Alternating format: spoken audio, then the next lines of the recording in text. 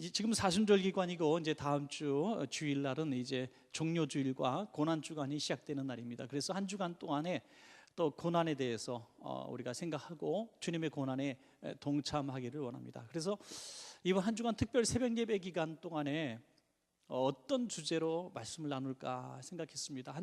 이전에 늘 한 해는 주님께서 당하신 고난, 요일별로 당하는 고난 한 번씩 이렇게 하기도 하고, 그 다음 해에는 또 십자가 상에서 주님께서 하신 말씀에 대해서 이렇게 하나하나 또 짚어보기도 했었습니다. 가상칠언으로.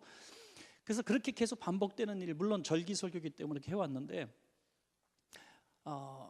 지난 주일날 이제 원로 목사님께서 이제 설교하시기 때문에 저는 설교하실 때 다른 교회 가서 이렇게 예배를 드리는데, 제가 잘 아는 이제 목사님, 이제 황영태 목사님 교회 가서 이렇게 예배를 드렸어요. 출석 교인이 지금 한 3,500에서 4,000명 정도 된다는데 두 번 예배 드립니다.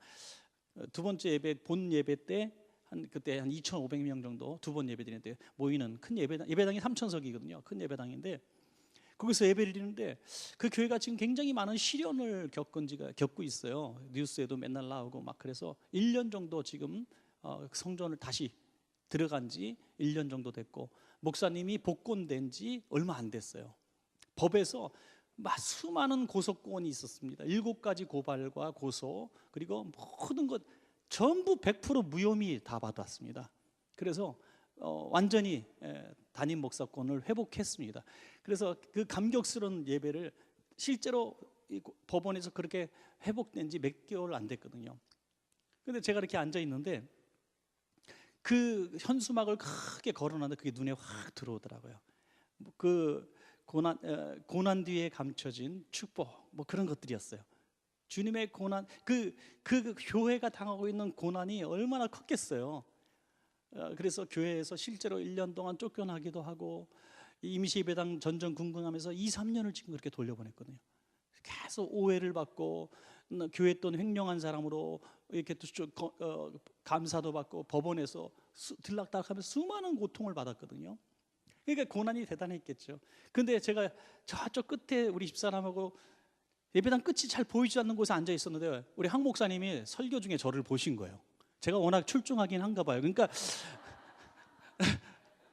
저를 딱 보고 축도 시간에 나오라는 거예요, 저를. 그래서 2,500명 정도 앉아 있는데 제가 축도 시간에 불려 나왔다는 거 아니에요. 그래서 저를 강대상에서 꼭 안아주시면서 축도하래나 보고 축도를 할 때 축도 전에 제가 인사 말씀을 하나 했어요. 여러분, 지난 수년 동안 당한 고난에 대해서 누구보다 잘 알고 있습니다. 그러나 한 가지 꼭 말씀을 드리고 싶은 일이 있었어요. 여러분, 황 목사님 지켜주셔서 고맙습니다. 제가 그랬어요.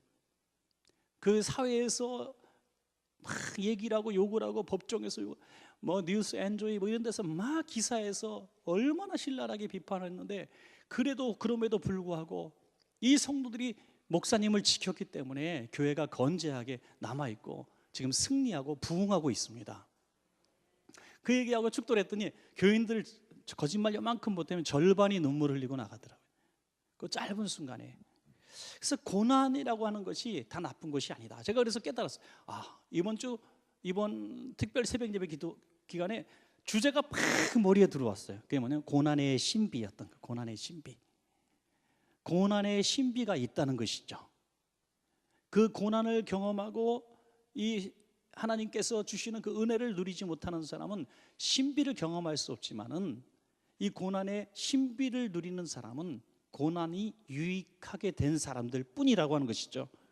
오늘 그래서 그런 종류의 말씀들을 좀 잘 발췌해 가지고 고난이 우리에게 주셨던 유익들, 그리고 또 하나는 주님이 당하신 고난의 수혜가 어떤 것들이 있는가, 그런 것들을 가지고 특별 새벽 예배 이렇게 좀 하려고 합니다. 그래서 3분 광고 드렸습니다. 좌우편 성도님에게 인사하시겠습니다. 고난의 신비를 경험합시다. 예, 조금 불편하죠? 예, 고난의 신비를 경험합시다. 왜냐하면 저는 이 인사 말씀이 그렇게 꼭 어려운 것은 아니라고 생각합니다. 왜냐하면 고난 없는 사람이 없기 때문입니다. 염려 없는 사람이 없고 고통 없는 사람이 없기 때문에 고난은 누구나 있지만은 고난을 유익하게 만드는 사람만이 신비의 주인공이 될 수 있다는 것입니다. 예수님께서도 오늘 본문 보니까 고난을 피해 가실 수 있는 분이 고난을 자청하시고 당하셨습니다. 이 땅에 오셨고 육신을 입고 오셨고 그 고통을 다 짊어지셨다고 하는 것이죠. 그리고 오늘 겟세마네 동산에서의 그 기도 모습은 예수님의 고난에 어떻게 보면은 정말 절정 중에 절정이라고 저는 생각을 합니다. 십자가에서 물론 당하는 고통이 있지만 다 연관선상에 있는 고난 아니겠습니까? 겟세마네 동산에서의 이 모습. 그래서 저는 이렇게 제목을 잡아봤어요. 겟세마네 동산에서 기도하시는 예수님. 겟세마네 동산에서 기도하시는 예수님이 바로 고난을 당하고 계시는 우리 저와 여러분을 위한 그 모습이라고 생각이 되어집니다. 예수님께서 그럼 그 고통을 당하셔야만 했던, 그리고 겟세마네 동산에서 기도하셔야만 했던 그 이유가 무엇이냐?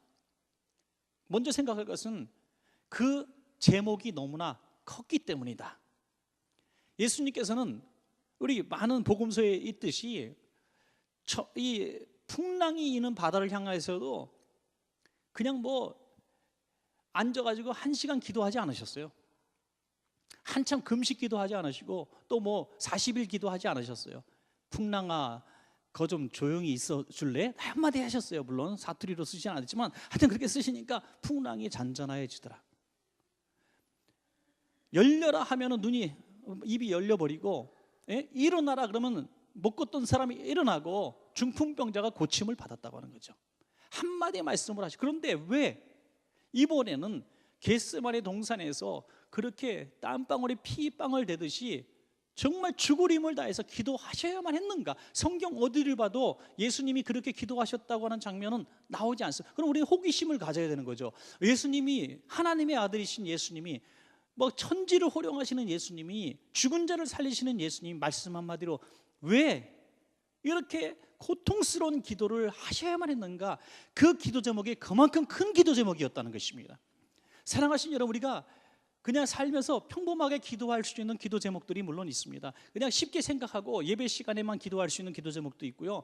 아차 내가 기도해야지 하면서 기도할 수 있는 제목도 있습니다. 하지만 잠도 잘 수 없고 생각에서 떠나지 않고 너무나 큰 기도 제목이 있는 분들은 겟세마네 동산으로 나아가시길 바랍니다. 그 기도 제목이 있음에도 불구하고 겟세마네 동산으로 나가지 못하는 분들은 그 문제는 영영 내게서 해결받을 생각을 우리가 할 수가 없는 것이죠. 왜? 예수님도 그러셨으니까. 예수님도 겟세마네 기도 동산에 가셔야만 했던 기도 제목이 있었기 때문에 그것을 가셨다는 거예요. 왜 무거웠습니까? 홀로 짊어지기 너무너무 외롭고 무거우셔서 정말 예수님의 안쓰러운 모습이 나오는 거예요. 바로 베드로와 요한과 야고보 제자들을 데리고 가시는 것이죠. 예수님이 얼마나 기도 제목이 무겁고 외로우셨으면 보잘것없는 사람들, 그리고 실망만 주고 예수님을 이해도 잘 못하고 잠만 자는 그 불쌍한 제자들조차 의지하고 싶으셔서 같이 기도하러 가자고 부르시는 예수님, 얼마나 이 기도 제목이 무거웠으면 그렇겠습니까? 이제 이 감난산의 그 겟세마네라고 하는 이 곳은 기름을 짜낸다는 의미가 있죠. 그러니까 아마도 그 기름 짜는 어떤 장소가 있었을 것이다. 이 올리브 나무 기름 짜는 곳이 있었을 것이다, 이렇게 얘기를 합니다. 이곳에서 예수님은 정말 기름을 짜내듯이 온 몸에 열정을 다해서 기도해 있어서 땀방울이 핏방울처럼 짜내지는, 땀과 피가 짜지는, 온몸이 으스러지는 그런 끔찍한 기도를 하시는데요, 33절과 34절 보시면 그 마음이 나와 있죠. 베드로와 야고보와 요한을 데리고 가실새 심히 놀라시며 슬퍼하사 말씀하시되 내 마음이 심히 고민하여 죽게 되었으니 너희는 여기 머물러 깨어 있으라 하시고, 여러분 이렇게 마음이 심히 놀라시며 슬퍼하시고 마음이 심히 고민하여서 죽게 되었다. 여러분 성경 어디에 예수님의 마음의 심리 상태를 묘사하는 이런 구절이 또 어디 있습니까? 예수님은 어떤 상황에서도 두려움이라는 게 없는 분입니다. 마음이 걱정된다, 이렇게 하신 말씀도 한 번도 없어요. 오히려 걱정하고 근심하는 종들이 왜 염려하느냐, 왜 두려워하느냐, 왜 내일을 두려워하느냐고 말씀하셨죠. 예수님이 두려워하고 떨리는 모습 한 번도 없었는데 심히 놀라시며 슬퍼하시며 마음이 심히 고민하셔서 죽을 정도가 되었다고 스스로 표현하셨다는 거예요. 그만큼 예수님에게 이 기도 제목이 무거웠다는 것입니다. 왜? 개인의 기도가 아닌 저와 여러분의 온 인류에 오고 가는 세대의 모든 죄의 짐을 다 덮으셨기 때문에, 죄로 범벅이가 됐기 때문에, 오물투성이가 됐기 때문에 예수님은 너무나 힘드셨던 거예요. 거기에 우리와 저와 여러분이 예수님의 고통에 한몫한 것을 인정하시기 바랍니다. 저의 고통, 저의 죄, 바로 우리들의 죄가 예수님의 그 고통에 우리가 일조를 한 거예요. 이것을 인정해야 예수님이 그 겟세마네 동산에서 기도하시는 모습 보면서 우리가 가슴이 아픈 것이죠. 예수님이 당하시는 고난 보면서 예수님 얼마나 힘드셨을까, 이게 아니라 나 때문에 당하는 거다. 여러분, 우리가 부모님들이 돌아가실 때 정말 물기가 싹 빠지고 소위 무슨 지푸라기처럼 다 바스러져가는 몸으로 90 몇 세 되셔서 돌아가실 때 보십시오. 힘이 하나도 없는 그 모습 보면서 우리는 가련한 우리의 부모를 보면서 눈물을 흘리더라고요. 그 눈물이 뭡니까? 어머니 아버지가 불쌍해서가 아니에요. 어떻게 보면 나 때문에 그런 건 아니신가 하는 거죠. 나 때문에. 아내를 보면서 남편이 손을 만지면서 막 너무 안쓰러워하죠. 응? 거기다가 내가 고무장갑 끼고 설거지 하랬잖아, 이렇게 책망한 남편은 정신 나간 남편이죠, 그죠? 보면서 그러죠. 거칠어진 손마디가, 이게 복음성가도 있잖아요. 이렇게 하게 되는 거죠. 왜? 나 때문에 고생한 아내가 미안하고 고마워서 이렇게 슬퍼하는 거 아니겠어요? 그 자식이 또 남편에게, 아내에게 고마워하는 거죠. 남편이 밤늦게 정말 지치고 피곤한 몸으로 쓰러지고 집에 들어서 쓰러지면은 당신은 집에 와서 잠만 자냐고 이렇게 말하는 아내는 문제가 있는 아내죠. 이 아내와 자식들을 위해서 하루 종일 너무너무 고생하고 들어온 그 남편이 안쓰러워서 슬퍼할 줄 알아야 그게 정상 아니겠습니까? 나와 연관을 시켜야 미안함과 안쓰러움이 나오는 거예요. 여러분, 예수님의 고난에 대해서 우리가 나와 연관시키는 것이 믿음인 줄로 믿으시기 바랍니다. 예수님이 왜 그 고난을 당하셨는가? 바로 나의 죄 때문에 겟세마네 동산에서 그 무거운 죄의 짐을 지고 고통당하셨기 때문에 내가 같이 아프고 죄송한 것이죠. 그럴 때에 겟세마네 기도 동산에 우리가 같이 나갈 수 있게 될 줄로 그렇게 믿습니다. 마가복음 15장 34절에 보니까 예수님께서 한 번 딱 큰 소리 치시는 장면이 나와요. 예수께서 크게 소리 지르실 때 엘리 엘리 라마 사박다니 하시니, 이를 번역하면 나의 하나님 나의 하나님 어찌하여 나를 버리셨나이까. 왜 나를 버리셨습니까? 겟세마네 동산에서의 그 기도의 제목이 얼마나 끔찍했습니까? 하나님 아버지로부터 버림받는 이 고통이 있었기 때문에 기도하실 때 그렇게 힘든 기도가 나왔다는 것이죠. 이 겟세마네 동산에서의 기도에서, 그러나 주님이 그 고통을 가지고 기도 동산에 올라갈 수 있었던 것은 기도 습관이 있었기 때문인 줄로 믿습니다. 여러분, 만약에 예수님에게 기도 습관이 없었더라고 한다면 이 끔찍한 무거운 죄의 짐과 하나님으로부터 버림받음, 제자들로부터 버림받음, 이 정말 힘든 마음 가지고 있었다면 그냥 탄식하시고 자포자기하시고 괴로워했는지 모르겠어요. 왜냐하면 성경에 예수님이 이처럼 고통당했던 장면이 어디도 없기 때문이죠. 그러나 예수님은 겟세마네 동산으로 가셨다는 것이죠.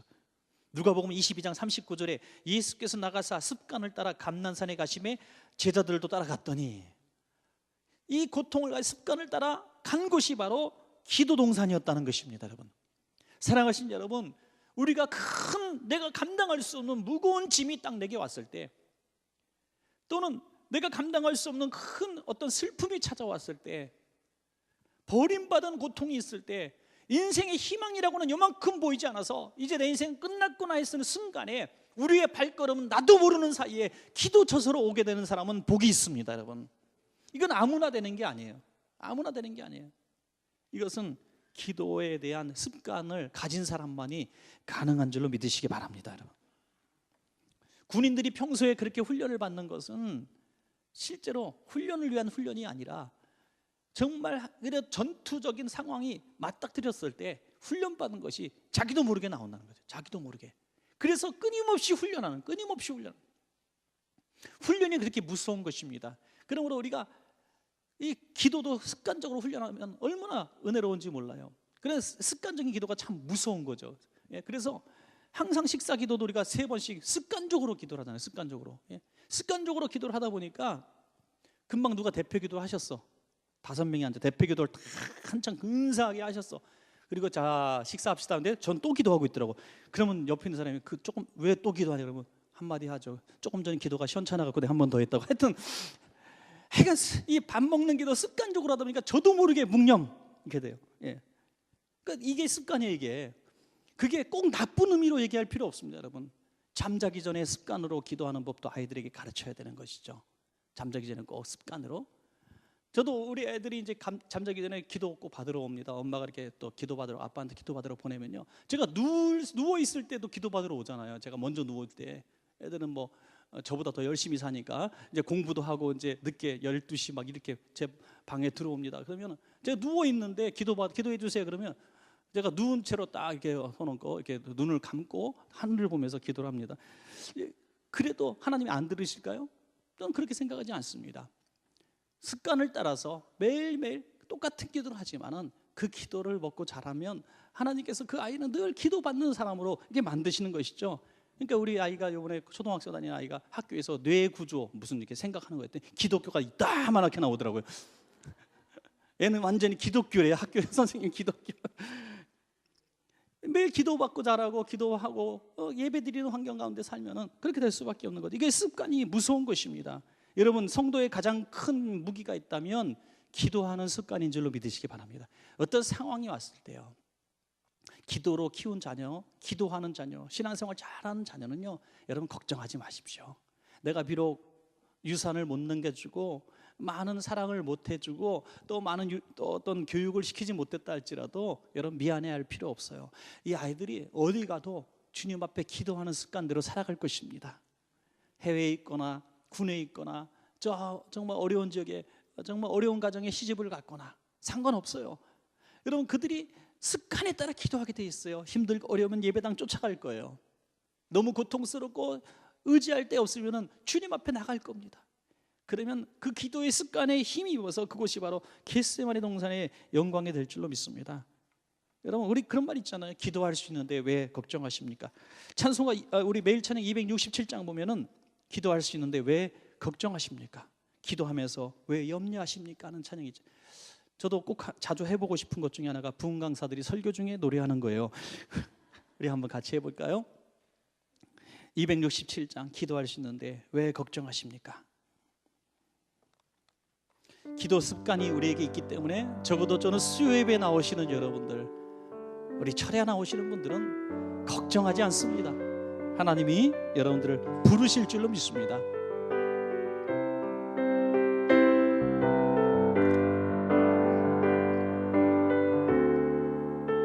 기도할 수 있는데 기도할 수 있는데 왜 걱정하십니까? 기도하면서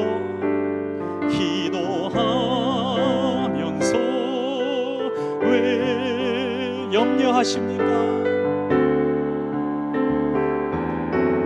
기도할 수 있는데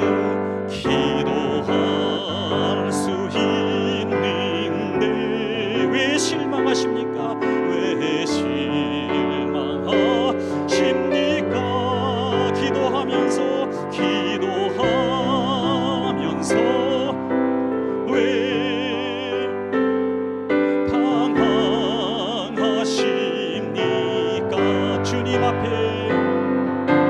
주님 앞에 무릎 꿇고 간구해 보세요. 마음을 정결하게, 힘을 정결하게 뜻을 다하여 기도할 수 있는데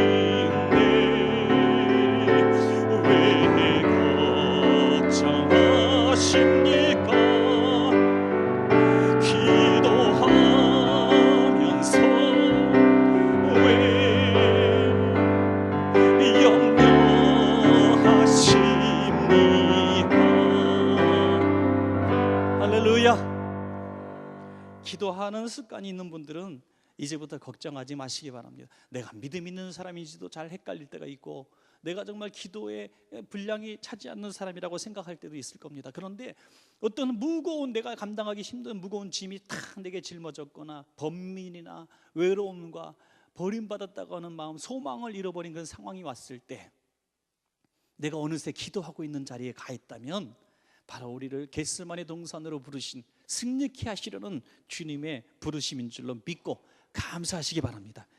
기도 제목이 있는 것은 별로 우리에게 인생에 나쁜 건 아닌 것 같아요. 그래서 이 고난이 기도 첫서로 부르는 사람은 참 복이 있는 것입니다. 그런데 제자들은, 그 고난의 자리에 부르심을 받은 제자들은 다 성공하지 못했습니다. 그 기도에 동참하지 못하고 실패했는데, 그 이유가 뭡니까? 우리에게도 적용될 수 있는 건데, 첫 번째는 육신이 약했기 때문이죠. 38절에 보니까 시험에 들지 않게 깨어있어 기도하라. 마음에는 원이로되 육신이 약하도다. 이 시험이라고 하는 것은 분명히 영적인 터치이죠. 영적으로 넘어지게 한 것입니다. 기도하지 못하게 방해한 거예요. 우리가 기도 동산에 가려고 하는데, 기도하려고 작정을 했는데 자꾸 악한 마귀가 영적으로 기도하지 못하게 하는 거예요. 그런데 육신이 약하도다라고는 하는 말씀을 왜 하셨습니까? 영으로 육을 이기지 못했다는 얘기입니다, 여러분. 영으로 육을 이기면 우리가 마귀가 깨어있지 못하게 잠을 자도록 했을 때에 이길 수가 있었다는 것이죠. 이게 참으로 어려운 일인 것이죠. 여러분, 베드로나 이런 예수님의 사랑받는 세 제자가 예수님 사랑하지 않았습니까? 절대 아니라고 하는 거예요. 의지는 정말 예수님을 사랑했고, 내가 다 주를 버릴지라도 내가 주를 버리지 않고 주와 함께 죽으러 가겠습니다 했습니다. 분명히 그렇게 얘기했어요. 용기도 있었습니다. 대제사장과 부하들이 찾아왔을 때 칼을 빼어서 제자의 말고의 길을 자를 정도로 용맹 있는 사람입니다. 칼 하나 들고 나가서 죽은 목숨이지 않습니까? 그 많은 군사들이 왔는데 그럼에도 목숨 걸고 나가서 싸우는 사람이었습니다. 용기도 있는 사람이에요. 그런데 왜 그렇게 약해졌습니까? 왜 그렇게 약해졌습니까?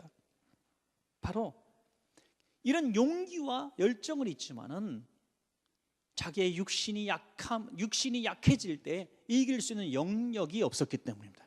영적인, 여러분, 순교라고 하는 것도 어떤 악한 세력, 요즘에 IS가 얼마 전에 기독교인들 35명인가 뭐 27명인가 풀어줘 가지고 이렇게 신문에 난 적이 있는데, 자세한 내막은 잘 모르겠습니다만 듣자 하니까 이런 얘기입니다.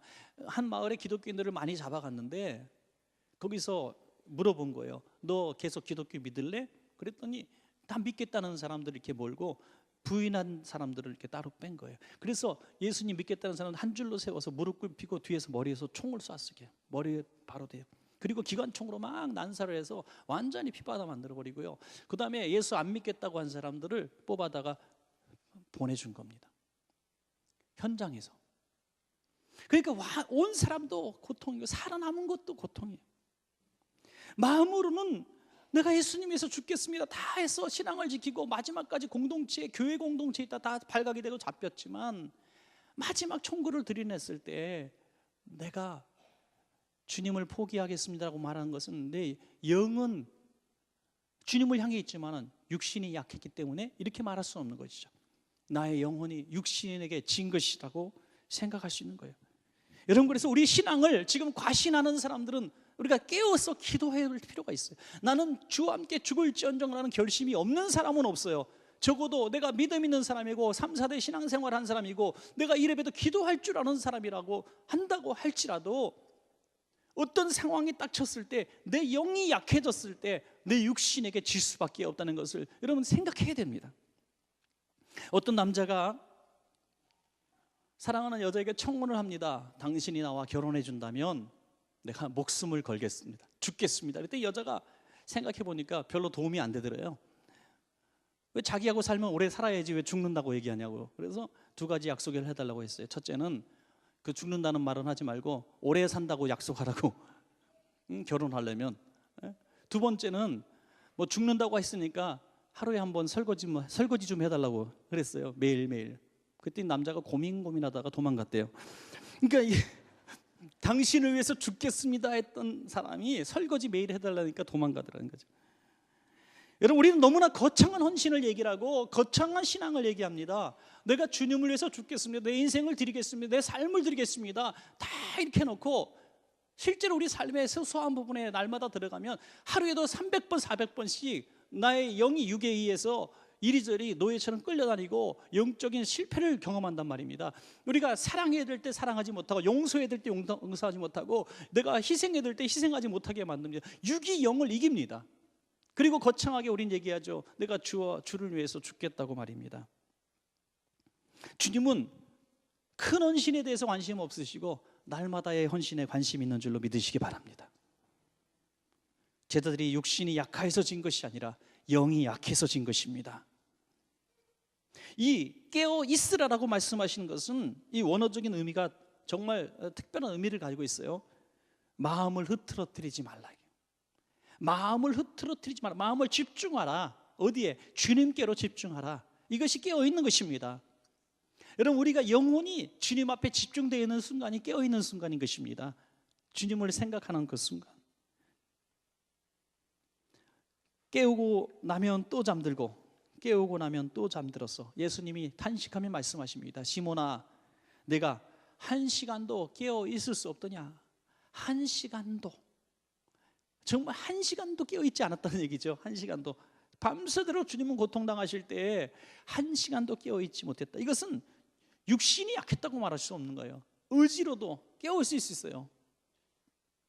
그런데 여기 특이한 것은 왜 시모나라고 말씀하셨을까 하는 거죠. 주님이 하신 성경 말씀에 보면 그 단어나 의미가 그냥 된 것이 없어요. 시모나. 주님은 이미 베드로를 부르실 때 너는 베드로라, 사람을 낚는 어부가 되게 하리라, 너희 위에 내가 반석을 세우리라, 뭐 이렇게 하면서 계속 베드로에게 칭찬과 이름의 의미들을 부여해 주셨습니다. 이제 교회를 세울 반석이 된 것이 베드로의 이름, 바뀐 이름이고 이제는 베드로라고 불려야만 했고 베드로라고 부르셨습니다. 그러나 갑자기 시모나라고 말씀하셨어요.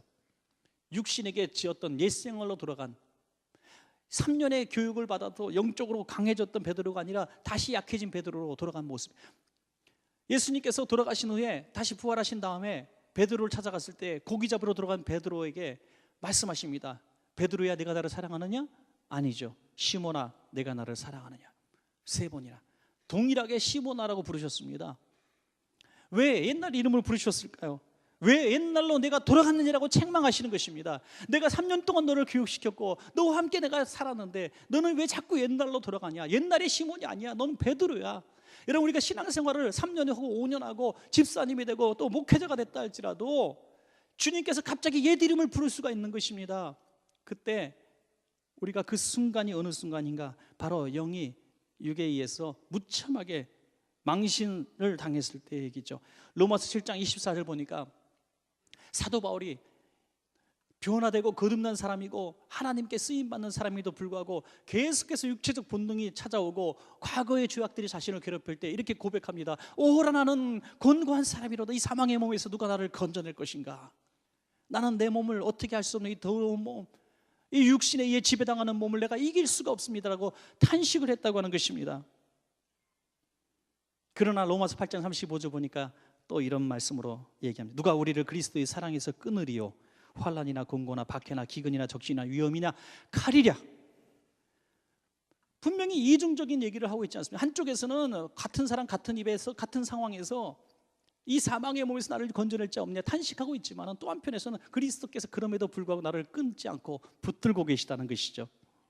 우리는 그렇게 이중적인 영적인 육적인 갈등 속에서 이리 갔다 저리 갔다 하면서 살아가고 있는 것입니다. 그래서 우리가 이기는 방법은 유일한 방법으로 주님이 초청하신 겟세마네 동산에 오르는 방법밖에 없다는 것입니다. 여러분, 말씀을 좀 정리 좀 해보겠습니다. 오늘 우리 삶을 살면서 수많은 실패와 고난과 어려움들을 겪고 있습니다. 그 원인으로 쫓아가 보면 겟세마네 동산으로 주님이 이미 부르신 경험이 있다는데 거기서 실패했기 때문인 것입니다. 주님께서 우리를 기도시킬 때 기도의 위기를, 어떤 삶의 위기를 만나게 돼서 기도의 동산으로 부르셨을 때 우리는 겟세마네 동산에 무조건 올라가야 되는 것입니다. 거기서 실패했기 때문에 그 열매가 지금 내가 당하고 있는 현재의 환경이라는 것을 인정해야만 하는 것입니다. 그러므로 평안할 때 더 기도해야 될 줄로 믿습니다. 잘 될 때 더 기도해야 될 줄로 믿습니다. 영광 박수 받을 때 더 기도해야 되는 것입니다. 더 겟세마네 동산에 올라가야 된다고 하는 것입니다. 예수님이 40일 금식기도 성공하실 때 사단이 와서 먼저 이렇게 영접을 하죠. 그래서 모든 것들을 줄 것처럼 유혹을 합니다. 영광의 순간에, 승리의 순간에 우리는 더 유혹을 받습니다. 오히려 겟세마네 동산의 기도의 순간에 우리는 더 집중할 수가 있다는 것입니다. 빈센트 필 목사님이 한 의사와 대화를 나누던 중에 물었습니다. 당신이 지금까지 의사로 살면서 가장 보람이 있었던 일이 무엇입니까? 라고 물어봤더니 의사 선생님이 이렇게 말씀하십니다. 전 한 사건이 있었습니다. 확률이 10%밖에 되지 않는 매우 허약한 소녀를 수술하게 됐을 때입니다. 도대체 무슨 일이 있었습니까? 제가 그 소녀를 수술하려고 수술대 위에 갔습니다. 나는 도저히 이 아이를 살릴 희망도 믿음도 없었습니다. 그런데 그 소녀가 이런 얘기를 했습니다. 선생님, 부탁이 있습니다. 뭐냐? 저는 매일 잠자리 들기 전에 기도합니다. 수술할 때 이제 마취돼서 제가 잠을 잘 텐데 기도하고 잠을 자도 되겠습니까? 그 순간에 이 의사 선생님은 너무나 마음이 아파서 고통을 받았어요. 왜냐하면 과거에 저도 믿음 있는 사람이었기 때문이죠. 신앙을 떠나가지고 무신론 의사가 됐는데 이 아이가 이 모습을 볼 때 너무나 부끄러웠습니다. 왜? 이 아이는 살아날 확률이 거의 희박했기 때문이죠. 네가 기도해도 안 날 거야. 근데 너는 그런 믿음을 갖고 있구나. 부럽기도 하고 민망하기도 했습니다. 그런데 이 아이의 기도가 놀라운 기도를 했습니다. 이렇게 기도했다고 합니다. 사랑이 많으신 우리 목자 예수님, 제 기도를 들어주세요. 오늘 밤 당신의 이 어린 양을 지켜주세요. 그리고 예수님, 의사 선생님도 축복해 주세요. 그분은 지금 고통스러워하고 계세요. 이 아이는 수술대에 누워있는 연약한 소녀고 의사의 손에 생명이 왔다 갔다 하는 연약한 약자로 보였겠지만 기도의 만큼은 거인이었고 이 의사 선생님은 어린아이가 되어버렸습니다. 그 순간에 이 선생님은 뒤를 돌아서서 흐느끼며 울며 회개 기도를 했다고 합니다. 오 하나님, 저를 용서하여 주시고 이 소녀의 생명을 구원하여 주옵소서. 그리고 기도를 같이 하고 했는데 이 소녀가 기적적으로 회복됐다는 얘기입니다. 그리고 이 일이 의사로서 평생에 가장 보람 있는 일이었다고 고백했다고 하는 것입니다. 겟세마네 기도 동산은 바로 이런 사건 가운데서 일어나는 것입니다. 여러분, 말씀을 맺겠습니다. 우리가 엄청난 일들을 만날 때, 정말 기적을 필요로 하는 그런 엄청난 위기의 순간을 만날 때 우리는 오히려 겟세마네라고 하는 축복의 자리로 인도함 받게 됩니다. 그곳에서 승리하면 우리는 기적의 주인공이 될 수가 있는 것입니다. 기도하는 사람, 기도하는 교회, 겟세마네 동산에 있는 삶은 절대로 실패하지 않습니다. 오늘 저와 여러분에게 이런 승리가 있기를 주의 이름으로 간절히 축원합니다.